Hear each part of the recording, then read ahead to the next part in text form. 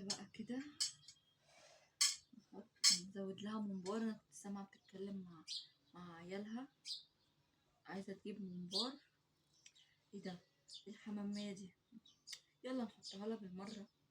ام محمود اكيد بتحبها، اكيد بتحب الحمام، مفيش حد ما بيحبش الحمام الا انا. واللاستين كمان. ازود ممبار ولا ايه؟ غرفتي يا توته؟ غرفتي لنا الاكل عشان نيجي نتغدى.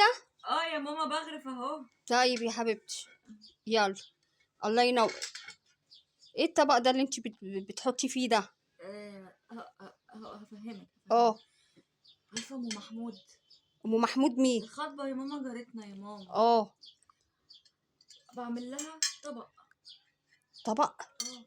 طبق ايه؟ دي الحماميه دي بتاعت اختك، هي اللي بتحبها. ده انا جايبه واحده بس. ماما والممبار. استني ام هفهمك. محمود نحط لها حتتين كيكه. إيه؟